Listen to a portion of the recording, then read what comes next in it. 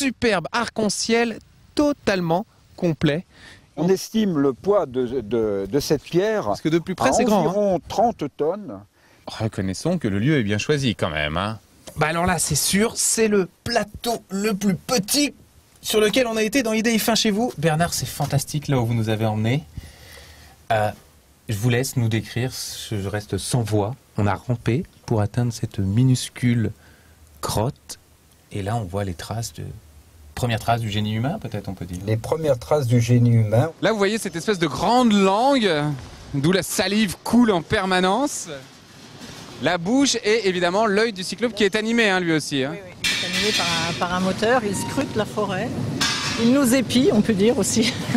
Alors c'est plus qu'une œuvre, puisque c'est non seulement une œuvre, mais c'est une œuvre qui en abrite d'autres. C'est un manifeste, c'est une mémoire de plusieurs courants artistiques. Exactement. Cette architecture monumentale, contemporaine, abrite en fait d'autres œuvres, puisque Jean Tinguely a eu la géniale idée de ne jamais vouloir travailler seul ici sur le Cyclope, mais qu'il a invité des amis artistes à participer à la grande aventure de la tête dans la forêt. Alors ça peut sembler un musée des horreurs, c'est tout sauf ça.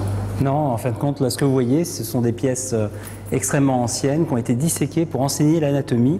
Au XVIIIe siècle, toutes ont été fabriquées entre 1766 et 1771, donc au cours de 5 années. Et ce sont des vrais cadavres humains qui ont été injectés, disséqués, préparés et desséchés, un petit peu à la façon des momies égyptiennes, et qui permettaient aux enseignants de montrer l'anatomie, notamment pendant les mois d'été. L'école d'Alfort. Alors ici, on est dans la partie de la clinique équine, c'est ça? C'est ça, donc vous vous trouvez devant les box, ce qu'on appelle l'hémicycle, c'est-à-dire l'endroit où tous les animaux sont hospitalisés, les vétérinaires viennent les consulter avec les étudiants. C'est une salle d'opération pour les chevaux. Alors comment viennent-ils ici? Vous voyez le treuil qui est là-haut? Le treuil jaune, eh bien, il va jusqu'à un box où les chevaux sont endormis. Une fois qu'ils sont endormis, on les attache par les pieds.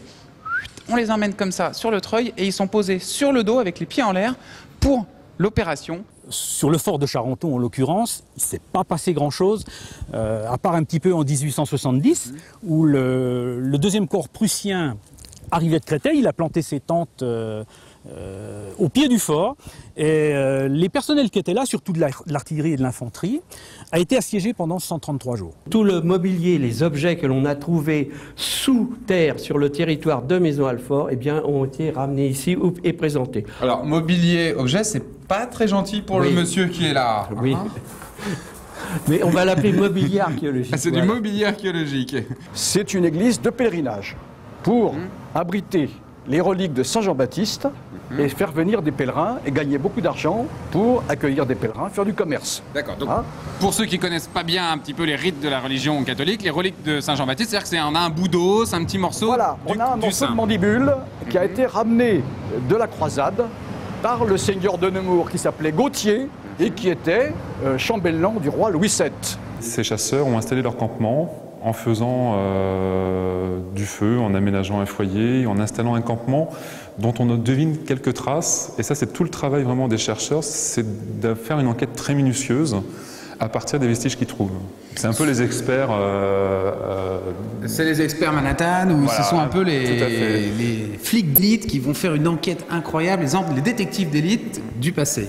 Parce que ce qui nous intéresse là, c'est pas uniquement les objets en eux-mêmes, mais leur position les uns par rapport aux autres qui vont nous trahir des événements qui se sont déroulés. Autour du feu, là par exemple, on a un grand espace vide.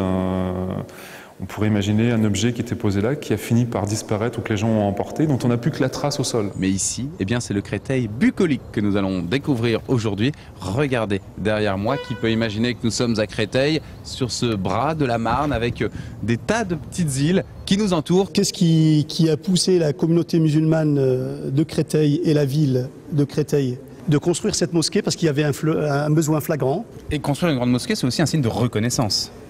Absolument.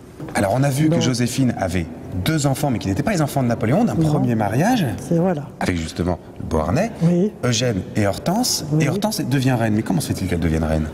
Parce qu'elle a épousé le frère de Napoléon, ce qui complique beaucoup la généalogie, parce qu'elle se trouve en même temps belle-sœur et belle-fille de Napoléon. Elle a épousé Louis, roi de Hollande, donc elle a été reine de Hollande. Eh bien, nous voilà de retour à Palaiseau et vous le savez, aujourd'hui, nous avons la chance de découvrir l'Onera, le lieu où l'on fait les recherches les plus perfectionnées, les plus abouties pour ce qui est de construire les avions de chasse, mais aussi les avions de transport de demain. Ce sont les concepteurs d'avions, effectivement, qui cherchent à tester leurs maquettes, ou les gens aussi qui font des recherches en matériaux, pour voir si leurs matériaux répondent comme ils le veulent, et faire de la caractérisation. Donc on peut travailler à la fois avec des concepteurs d'avions ou des concepteurs de matériaux nouveaux, des choses comme ça. Alors ici, nous sommes dans un des départements de collection spécialisée de la BNF, le département des monnaies, médailles et antiques. C'est un département tout à fait extraordinaire qui est en fait héritier des collections royales. Excellente journée sur IDF1.